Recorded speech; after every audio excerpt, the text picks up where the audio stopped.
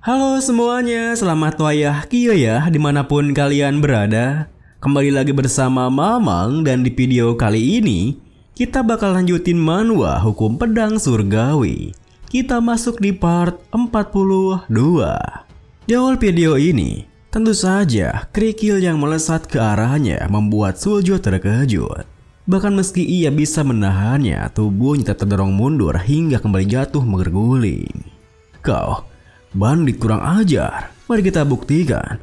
Apakah kau masih bisa terus bersikap angkuh setelah menerima ini? Nine Heaven Art, Second Form, Ultimate Dragon. Namun, belum sempat Suljo menyelesaikan teknik pedangnya, Gyokha dengan cepat menghentikannya, bahkan tersenyum meremehkannya. Apa cuma segini form yang kau punya? Tentu saja, pergerakan Gyokha membuat Suljo terkejut. Ia sama sekali tak sadar sejak kapan Gyokha berada di sana. Sayangnya, belum sempat Suljo bisa bereaksi, Gyokha telah lebih dulu menyerangnya dengan gagang pedangnya, yang membuat Suljo terdorong mundur memegangi perutnya. Melihat hal itu, Tak Gomyung yang merasa agak heran mengatakan, Ketua, Gyokha terlihat sangat kejam hari ini kan? Pung Yeoncho membalas, Iya, padahal dia cuma menggunakan 10% kekuatannya waktu melakukan pekerjaan bandit. Kemudian, di saat Gyokha bersiap dengan beberapa kerikil sekaligus, Sobek yang mengerti alasan kenapa Gyokha bertingkah seperti itu berpikir, kejam ya, itu wajar saja. Habisnya, lawan yang dihadapi saat ini berasal dari kediaman Waryo, tempatnya dikurung selama 10 tahun. Lalu, sembari menghempaskan semua kerikilnya, Gyokha mengatakan, Sebaiknya kau bersiap, aku akan mulai serius. Aku tidak akan melawanmu dengan santai. Tentu saja, melihat kerikil-kerikil yang melesat ke arahnya membuat Suljo yang tak bisa menghindarinya hanya bisa pasrah di tempatnya. Namun, sepersekian detik sebelum kerikilnya sampai, Somin datang menghalau semua kerikilnya. Suljo, sadarlah! Ayo bekerja sama untuk menghalang bandit kanan arogan itu. Mendengar teriakannya, Suljo pun kembali bangkit berdiri mengikutinya yang ingin menyerang ke arah Gyokha. Melihat tingkah mereka, Gyokha pun mengatakan, tidak akan ada hal baik yang terjadi dengan kecampuran kalian yang tidak penting itu. Tepat setelah Gyokha mengatakan itu, Somin dikejutkan dengan sebuah tekanan yang datang ke arahnya. Sebuah tekanan yang begitu mengerikan, seolah-olah tekanan itu baru saja memotong lehernya. Seketika itu juga, Somin yang ketakutan menghentikan langkahnya, yang tentu membuat Suljo kebingungan. Di saat yang sama, Gyokha mendekati mereka mengatakan, itu benar, tetaplah berdiri di sana seperti sekarang. Satu-satunya orang yang aku incar adalah serambut merah itu. Mendengar perkataannya, Oh Jongsan yang merasa khawatir bertanya, Hei, Dongyop, kita harus apa sekarang? Dongyop yang merasa begitu tegang membalas, Sialan, mengganggu pertarungan orang lain itu bertentangan dengan peraturan Jianghu. Kalau tidak, kita mungkin akan menodai makna dari perjalanan kita di Jianghu ini. Kemudian, meski Gyokha telah memperingatkannya, Somin malah kembali maju sembari berteriak, Aku, Lee Somin, murid dari Sekte Heaven, tidak akan pernah menurut pada pandit sepertimu. Tak peduli sekuat apa dirimu. Tentu saja Gyokha dengan mudah menjatuhkannya. Kukira kau ini orang yang pintar karena tadi berhenti bergerak. Tapi kurasa tidak begitu. Melihat Somin yang bisa jatuhkan dengan mudah, yang Mugi yang mulai panik berpikir, Astaga, bahkan murid dari Sekte Heaven sekalipun tidak mampu mengalahkan satu orang bandit. Permasalahan ini bisa menjadi jauh lebih besar dari yang aku bayangkan. Di saat yang sama, Dongyop dan dua rekannya yang tentu tak bisa diam saja kini bersiap dengan pedangnya. Karena sudah begini, aku tidak bisa tinggal diam dan hanya menonton saja. Dia pahlawan Luoyang, waktunya untuk membantu Somin dan juga Suljo. Gyokha yang menyadari pergerakan mereka mengatakan, kenapa ada banyak sekali gangguan hari ini? Kalian semua pasti ingin mati. Di saat Gyokha bersiap dengan tekniknya, rekan-rekannya yang mulai khawatir dengan efek serangannya berteriak, Gyokha, tidak perlu sampai sejauh itu bukan? Yon Gyokha, kalau kau sampai melukai mereka dengan parah, kita nantinya akan terus berperang habis-habisan dengan melawan kelompok bela diri mereka. Tolong pikirkanlah konsekuensinya. Dan tahan dirimu sedikit, oke? Mendengar teriakan mereka, Jioka pun mulai merasa dilema. Namun teriakan itu juga membuat Suljo menjadi sesuatu yang buatnya terdiam berpikir. Yeon Jioka, bajingan itu nama belakangnya adalah Yeon, sama sepertiku. Dia juga punya rambut merah sepertiku. Mungkinkah dia? Di saat Suljo memikirkan hal itu, Jioka tersenyum mengatakan, sebaiknya kau lihat baik-baik ini. Inilah Ultimate Dragon Ascension yang sebenarnya. Tepat setelah mengatakan itu, Jioka pun menunjukkan teknik Nine Heaven Art Second Form Ultimate Dragon Ascension yang memunculkan bayangan naga keemasan yang tentu membuat kelima pahlawan loyang terkejut. Kenapa? Kenapa kau bisa menggunakan itu? Wah, ya, mama. Kemudian, melihat kelima pahlawan loyang yang tak bisa berkutik di depan seorang bandit, Yang Mugi pun memimpin anggotanya untuk kabur dari sana. Bodat, mundur, kabur sekarang juga. Sayangnya, Wang Yomyung dan rekannya langsung menutup jalannya mereka. Tak ada yang boleh pergi kemana-mana, meskipun kau harus pergi ke suatu tempat. Harus bayar dulu dong, atuh. Di saat yang sama, Suljo yang masih tak percaya dengan apa yang dilihatnya bertanya, Apa? Apa yang? Siapa kau sebenarnya? Jioka pun melidiknya membalas, apa kau masih tidak ingat setelah semua itu, kakak? Sore harinya, dikala sang fajar kembali ke peraduannya, terlihat Jioka yang duduk di ujung tebing menikmati sang senja. Tak berselang lama, Pung Yoncho datang menghampirinya bertanya, Kau sedang apa, Jioka? Waktu si wanita itu berani maju, aku menjadi sesuatu. Aku tak pernah mengira kau akan mengajari kami seni bela diri di kediaman Waryo. Sobek bilang padaku rinciannya sedikit. Sembari memandang jauh ke depan, Jioka menjelaskan, nama Jioka itu diberikan oleh ayahku. Kira-kira itu artinya matahari yang terbenam. Aku penasaran kenapa dia memberikanku nama itu. Tapi sebelum aku bisa bertanya, ayahku keburu meninggal. Dan bukannya ayahku, tapi yang setiap hari aku lihat malahan ibu tiriku dan para saudara tiriku.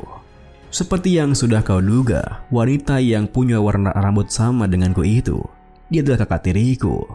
Waktu aku masih di kediaman Waryong, dia terus-menerus menyiksaku hampir setiap hari. Mendengar penjelasannya, Pung Yoncho pun menghela napasnya membalas, pantas saja. Ada banyak sekali emosi di ujung pedangmu hari ini. Jadi itu alasannya. Mari lihat, 500 dari Hwayang Macan Union. Dan aku menarik biaya dari bajingan Yomyong itu lebih banyak dari yang biasanya. Mereka dipanggil 5 pahlawan loyang. Sekarang mereka sedang ditahan di sebuah persembunyian bandit. Dan sekarang aku bakal turun dari posisiku sebagai ketua bandit secara resmi. Artinya, ya kau tahu sendiri, di antara 10 pahlawan Wu Feng kita, tidak ada yang bisa menghentikanmu untuk melakukan apapun yang kau mau, Jioka. Jadi, uruslah masalah 5 pahlawan loyang suka hatimu sampai kau merasa puas. Seketika itu juga, Jioka menyeringai menimpali. Sampai aku merasa puas ya. Itu ide yang sangat bagus. Aku tak turun dulu ke persembunyian, Hyungnim. Melihat tingkahnya yang seperti itu, sembari menggutinya dari belakang, Pung Yoncho yang agak merinding bertanya, Iya, mari, semuanya sudah menunggu.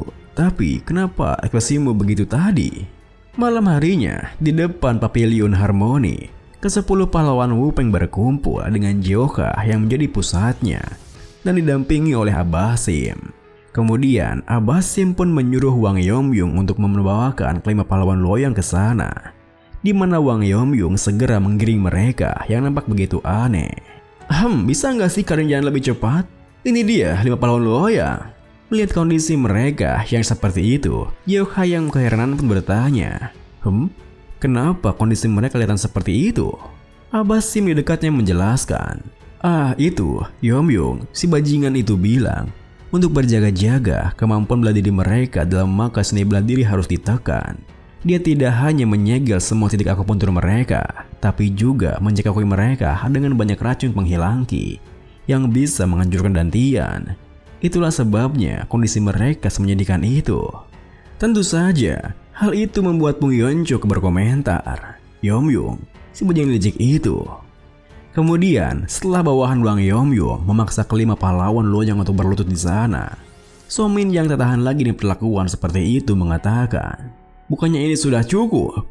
Tolong berhenti, bahkanlah kami sekarang. Kalian kan sudah melepaskan semua orang dari Hwayang Macan Union. Jioka pun menatapnya membalas. Kalau gitu, kalian juga harus bayar dong. Abasin di dekatnya menambahi. Sebagai kompensasi karena sudah mengganggu persembunyian Gunung Wufeng, orang-orang dari Hwayang Macan Union itu sudah membayar 500 nyang tahu. Tentu saja, nominal uang tersebut membuat mereka terkejut.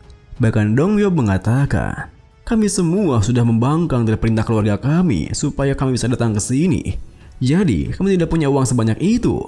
Dengan santainya, Jioka membalas, tidak peduli, kami bisa tinggal mendapatkannya dari keluarga kalian. Jangan khawatir. Mendengar jawaban Jioka yang dengan santainya akan meminta tebusan pada keluarga mereka, 5 pahlawan Luoyang pun sontak memikirkan hal yang sama. Tidak mungkin. Apa mereka mengancam akan memeras keluarga kami? Kami kan pada dasarnya melarikan diri demi melakukan perjalanan mengelilingi Jianghu. Kalau sampai rumor buruk menyebar bahwa kami ditangkap oleh bandit dan diperas demi uang, masa depan kami di Jianghu akan benar-benar hancur. Kau, rasa bajingan kejam. Dengan pikiran seperti itu, Somin berteriak, kau pikir kalian akan aman setelah ini? Kalau sampai kakekku mendengar tentang ini, persembunyian ini akan hancur berkeping-keping. Mendengar perkataannya, Tak Gombyung tersenyum mencibirnya. Nona, memangnya kami tidak punya kaki? Kau pikir kami bakal tetap tinggal di sini kalau keluarga 10 master beladir terkuat datang menyerbu? Jioka menambahi, kami pasti sudah lama kabur saat itu. Tepat setelah mengatakan itu, Jioka pun menyetikkan jarinya yang membuat perbawahan di sekeliling kelima pahlawan Luoyang menodongkan pedangnya. Tentu saja, todongan pedang itu membuat kelimanya panik ketakutan. Bersamaan dengan itu, Jioka tersenyum melanjutkan. Tapi, cuma kepala buntung kalian saja yang akan ditinggal. Nah, sekarang beritahu aku, sebelum kepala kalian terlepas dari badan kalian, beritahu aku tebusan kalian masing-masing. Kau duluan. Dongyop yang ditunjuk oleh Jioka pun berkata, keluargaku tidak berkecukupan, jadi bakal 500 nyang saja merupakan jumlah yang sangat besar. Dengan sikap acuhnya, Jioka membalas, 500 nyang? Oke, lanjut. Tentu saja sikap Jioka yang langsung mematok harga tebusannya berdasarkan perkataan mereka sendiri membuat Dongyop terkejut. Meski begitu, Jongsan memanfaatkan hal itu agar tebusannya tak terlalu mahal. Kalau begitu, aku 300 nyang? Tanpa banyak kata, Jioka langsung menyetujuinya, yang membuat Dongyop ingin merlalat tebusan dirinya. Di saat Sanggek mengatakan tebusannya, yang apa boleh 200 nyang saja. Tuan, maaf mengganggu. Apa punya aku boleh dikurangi jadi 200 nyang saja? Adikku sedang sakit berat, jadi biaya pengobatannya mahal. Boleh kan? Jioka yang tak terlalu mempedulikannya tentu menerima permintaan Dongyop dan menyuruh mereka melanjutkannya. Di mana Somin bertanya, kalau begitu, apa aku boleh 100 nyang saja? Jioka yang hanya melambaikan tangannya pun membuat Abasi membalas. Ya, dia bilang tidak masalah. Kalau begitu lanjut. Jioka yang kini mulai mengantuk menambahi. Ya, yang terakhir. Berapa banyak yang bisa dibayarkan oleh kakak di kediaman Hwaryong? Suljo yang merasa jika Jioka tidak berani menghadapi keluarganya secara langsung, hingga ia berusaha untuk memperlamakan mereka seperti itu mengatakan, kalau begitu, tentu saja aku 100 nyang. Jioka tersenyum membalas, untukmu jumlah segitu tidak bisa diterima. Apa kau sudah lupa kau menguruskan pedangmu kepadaku? Suljo menimpali, apa? Lalu kau ingin memintaku untuk jadi satu-satunya orang yang harus membayar 300 nyang? Jioka menekankan, ya itu juga masih belum cukup. Tentu saja, hal itu membuat Suljo merasa kesal. Kalau begitu, berapa banyak sebenarnya yang kau inginkan? Jioka tersenyum menegaskan, 1000 nyang perak. Sebagai bayaran karena sudah mengincar nyawaku, kediaman Hwaryong harus membayar 1000 nyang. Dan video ini pun diakhiri dengan, tentu saja nominal tebusannya membuat semua orang di sana terkejut. Meski Suljo bertanya, omong kosong macam apa itu? 1000 nyang? Jioka hanya tersenyum kejut ke arahnya.